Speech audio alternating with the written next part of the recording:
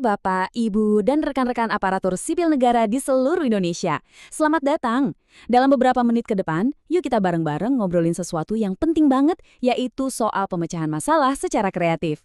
Tapi, ini bukan teori biasa. Ini dirancang pas banget buat menjawab tantangan-tantangan unik yang kita hadapi dalam pelayanan publik. Coba deh, saya mau tanya dulu.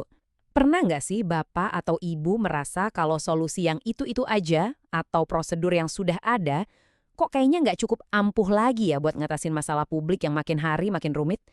Kalau pernah, tenang, Anda nggak sendirian kok. Gambar ini kayaknya pas banget buat ngegambarin tantangan kita. Coba lihat, di satu sisi, kompleksitas masalah yang kita hadapi sebagai ASN itu grafiknya terus naik, tinggi banget. Tapi di sisi lain, fleksibilitas solusi kita seringkali masih terbatas, batangnya pendek. Nah, celah di antara keduanya inilah yang harus kita jembatani bareng-bareng dengan pemikiran kreatif. Oke, sekarang kita coba bedah lebih dalam ya. Bagian pertama ini kita sebut menghadapi tembok birokrasi. Eits, ini bukan berarti kita mau menyalahkan sistem ya, tapi lebih ke upaya untuk memahami gimana sih struktur dan kebiasaan kerja kita itu, ya tanpa sadar bisa membatasi kemampuan kita untuk berinovasi. Dan ternyata penghalang terbesarnya itu seringnya nggak kelihatan. Inilah yang kita sebut hambatan mental. Ini tuh kayak dinding tak kasat mata di kepala kita yang makin kokoh karena prosedur, kebiasaan, dan mungkin bisikan-bisikan seperti, ya dari dulu juga begini caranya. Padahal, gara-gara tembok inilah solusi baru yang mungkin ada di depan mata kita jadi nggak kelihatan. Terus gimana dong cara merobohkan tembok itu? Nah, jawabannya ada di bagian kedua ini. Melihat dari sudut berbeda. Ini semua soal mengubah cara kita mikir. Sebuah pergeseran pola pikir. Dari yang biasa-biasa aja, jadi luar biasa. Coba perhatikan perbandingan ini. Di sebelah kiri ada yang namanya pemikiran vertikal. Ini yang logis, runut, selangkah demi selangkah. Penting banget buat eksekusi dan kerjaan kita sehari-hari. Tapi, untuk menciptakan terobosan, kita butuh yang di sebelah kanan, pemikiran lateral. Ini yang kreatif, yang berani lompat-lompat antar ide, yang hasilnya nggak terduga. Jadi intinya bukan mana yang lebih bagus ya, tapi soal tahu kapan kita harus pakai gigi yang mana. Kutipan terkenal ini rasanya pas banget. Artinya apa?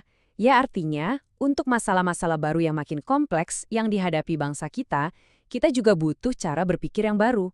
Kita udah nggak bisa lagi cuma mengandalkan pendekatan-pendekatan lama. Oke, sekarang kita masuk ke bagian yang paling seru, bagian praktisnya. Anggap saja kita mau buka kotak peralatan inovasi kita. Di bagian ini, saya bakal kasih beberapa alat atau teknik yang bisa langsung Bapak dan Ibu coba besok di kantor. Alat pertama ini pasti udah nggak asing lagi, brainstorming. Tapi pertanyaannya, selama ini kita udah melakukannya dengan efektif belum?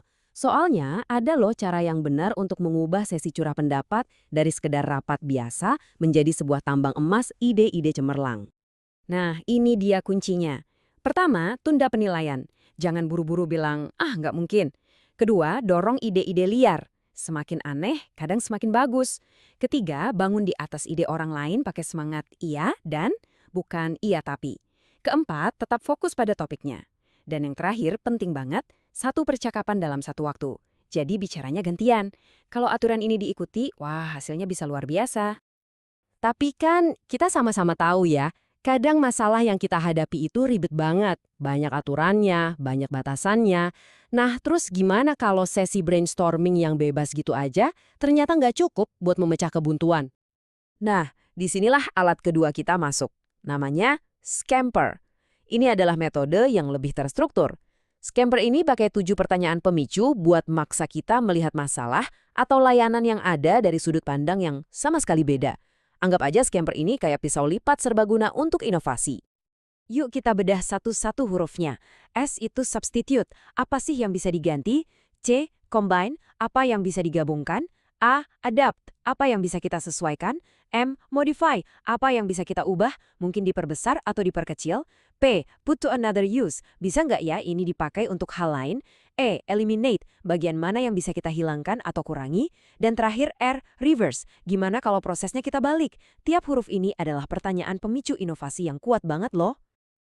Oke, sekarang kita sampai di bagian akhir. Pertanyaannya, gimana cara kita mulai? Bagian ini adalah tentang itu, mulai terobosan Anda. Karena semua ini nggak ada artinya kalau cuma jadi teori kan?